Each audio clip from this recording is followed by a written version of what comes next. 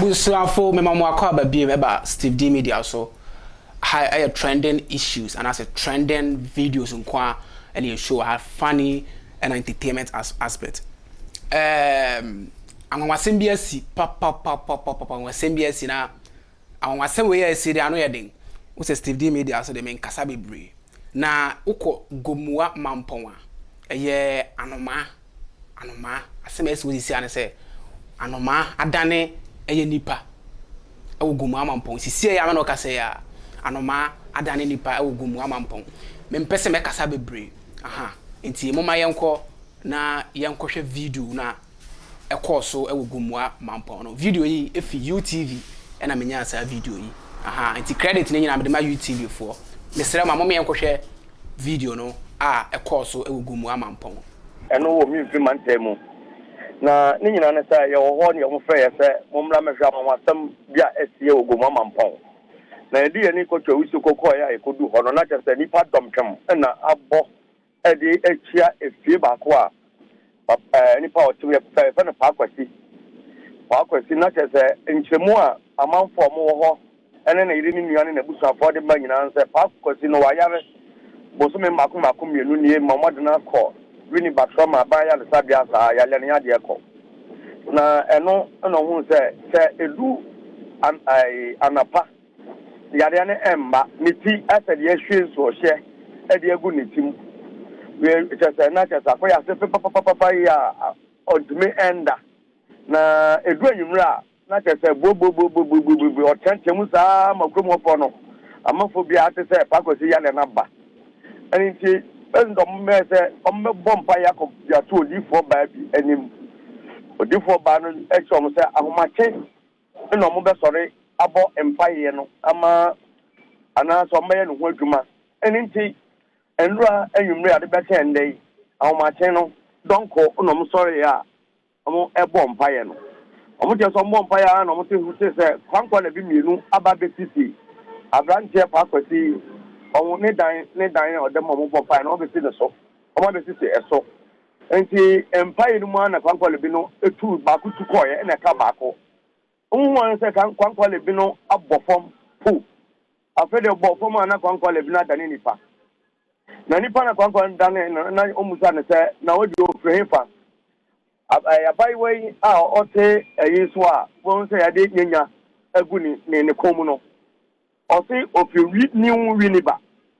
na omaton pakwesi na mana bone pase omra meku no omtoma no 50 Ghana cedis so ma bone pase ono na onye pakwesi no mu aduma osunsum na sebe ya ne ya ontimenda no enti pa omade abono no 50 Ghana cedis no ojeye so de no bia se o de me hu bi da we de me hu bi da enti nana entry oye odi klo e wo Gomoa Mampong no apai pomodia fra manfo nyina church as mo bia fa ne sanka no e ma ne fra posifo wo sa posifo gira mo baaye no kasa akwa no bia na no si ofi wi ni bape akwa ne kasa mba biem enente omo chere se omo de no eko asolifie eko bom paye e de ma no ma ono so no ho to no enti me no kasa akwa no ntumi kasa ya aposifo no fa ne de ne ko Gomoa Ocherekon police station Emma say omo yes omo de ba ba koma sofoba no ma wahwe no so wahwe no bakofa na busuafo nyina banti ena ayrahosa anasa wansama asie Gomoa Mampong nyina ne say abayo bi a wanya ife no abiasa 30 years oye baifo oso ye baifo no musuma no bo ne public say pakwati omra na omekuno nti ni tin na hyehyɛ na yɛ ɔda ɔnda ne nyinaa no ɔno pa bi a ɔmabɔ no na ɔne nipa na ɔbaa no so ɔbɔ ne din tuli nti ɛmfiri fa nipa no so din ɛnto dwa nti na me nua ba wadi anwasɛm a ɛsi wɔ Gomoa Mampong no yo ɛnya bia Gomoa Mampong hɔ no mu a na wɔfiri anaasɛ wakyerɛ kuro foforɔ bi a wɔfiri so ma me sa da biam mesi Gomoa Mampong hɔ no mu a na wɔfiri ana anaasɛ wakyerɛ kuro a wɔfiri so Wache kwa ofeso also fi new winiba e wona omo nyina omo kwehia ya omu nipa mi no de omu tu fa omesi so am pai bonti ono de obo pompo a odane nipa nti ono mfi Gomoa Mampong abayewa no enti se new winiba okay se o wai oda so butu ho apolice for efa no se omo de na kom ho na omo afre enwo busuafo amomaba na omo de awahye omo nsa na omo de ne ko enti wo kwedo betina ka mo san tu biem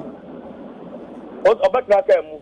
oh okay o de se ebusuafo madam ase se munya abre na mo share Steve D Media se video we yofa wetu like na wa share na wa subscribe channel no